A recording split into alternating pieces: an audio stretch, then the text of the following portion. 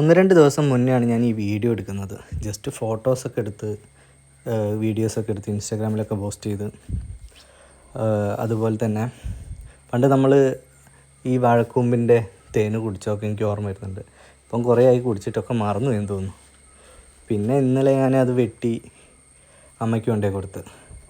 അമ്മ അത് നന്നായിട്ട് അരിഞ്ഞ് അടിപൊളിയാക്കിയിട്ട് അതിൽ ഉപ്പും തേങ്ങാപ്പീരയും ഉള്ളിയും മുളകും കറിവേപ്പിലയും കുറച്ച് വെളിച്ചെണ്ണയും ഒക്കെ ഒഴിച്ച് സെറ്റാക്കി നന്നായിട്ട് കുഴച്ച് അടിപൊളിയായിട്ട് കുഴച്ച് സെറ്റാക്കി വെച്ച് അത് മൊത്തം സെറ്റാക്കി വെച്ചാൽ അതിൻ്റെ കൂടെ തന്നെ നമ്മൾ ചെറുപയർ പുഴുങ്ങി വെക്കാനും മറക്കരുത്.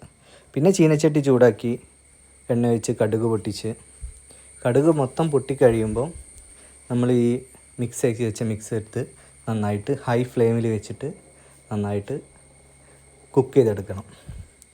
ജസ്റ്റ് ഒന്ന് അടച്ച് വെച്ചിട്ട് വേവിച്ചാലും മതി.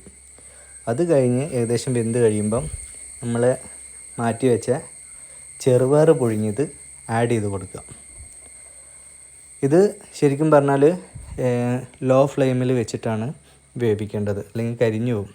അമ്മ അതിന് 2-3 വിറകെടുത്തിട്ട് അപ്പുറത്തെ അടുപ്പിലേക്ക് കൊണ്ടുപോയി വെച്ചിട്ടാണ് ഇത് ബാലൻസ് ചെയ്തത്. പിന്നെ കുക്ക് ചെയ്ത് കഴിഞ്ഞാൽ വാഴക്കൂമ്പ് തോരൻ റെഡി ആയിട്ടുണ്ട്. എങ്ങനെയുണ്ട്? അടിപൊളിയല്ലേ? അടിപൊളി ടേസ്റ്റ്.